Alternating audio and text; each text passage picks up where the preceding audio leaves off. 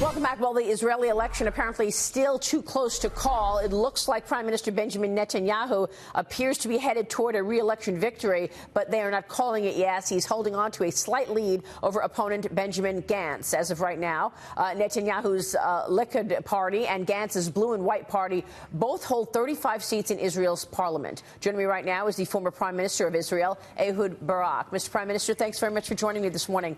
It is good to have you here.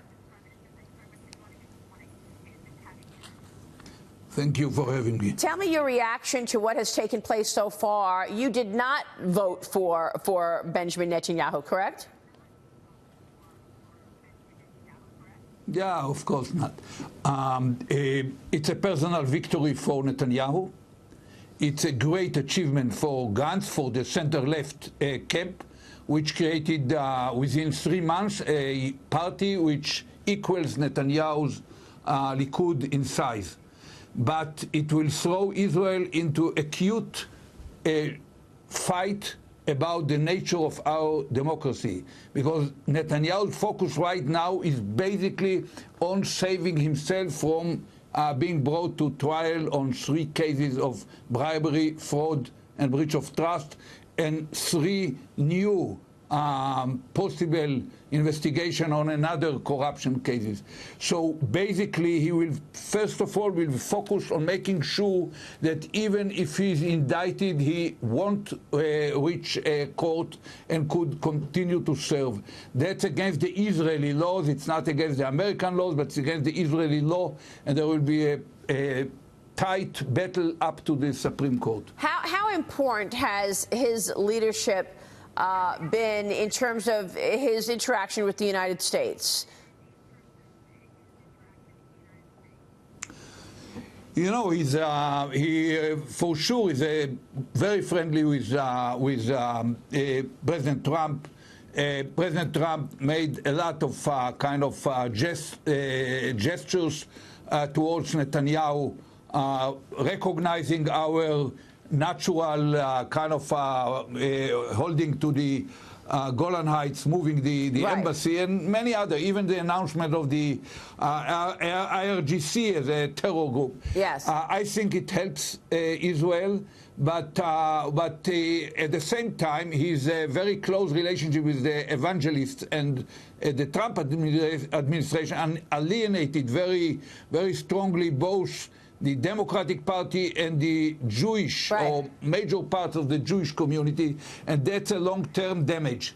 Yeah, well, long-term damage. Well, I mean, just a few weeks ago, I sat down with the president after he announced that the United States would recognize Israel's sovereignty over the Golan Heights. Here's what he said at that point. You said it is time for the U.S. to recognize Israel's sovereignty and the Golan Heights. Why now? Why did you send that out? I've been thinking about doing it for a long time. It's been a very hard decision for every president. No president has done it. This is very much like Jerusalem, moving the embassy to Jerusalem. I did that. And I fully understand why Clinton and Bush and Obama, everybody campaigned on Jerusalem and the embassy going to Jerusalem. I even got the embassy built, by the way, very inexpensively. But they all campaigned on it. They never did it. And I understand why.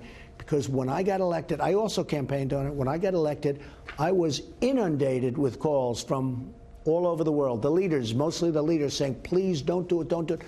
I did it. And it's been done. And it's fine. Golan Heights is the same thing. For years, other presidents have campaigned. They said they'd do it. This is sovereignty. This is security. This is about regional security. It's not about Netanyahu's re-election. No, I don't. I wouldn't even know about that. I wouldn't even know about that. I have no idea. I hear he's doing okay. I don't know if he's doing great right now, but I hear he's doing okay. Mr. Prime Minister, this was all positives for the Israeli people, right? Golan Heights, the move of the embassy to Jerusalem. Yeah, I think we all Israelis from both sides of the political aisle respect and thank President Trump for doing this. And even if it has to do with the timing of election, I would greet it. It's not bad for Israel anyway. Yeah. But the reality is that on the wider scale, Netanyahu with the right wing extremely kind of extremely right-wing, ultra-nationalist government is going to build is focused on a vision of doing the same, like the Golan, to do the same at the West Bank, and basically on the idea to put a wedge on any possibility of separation from the Palestinians. That's the unholy alliance of corrupt people, or people like Netanyahu who face corruption indictment, with ultra extremist zealots, fanatics, messianic kind of, even racist kind of groups, which plays Netanyahu behind. The tail is wagging the dog. Sir, and Netanyahu is not in a real control on the policies. How do you think things change should we get an official word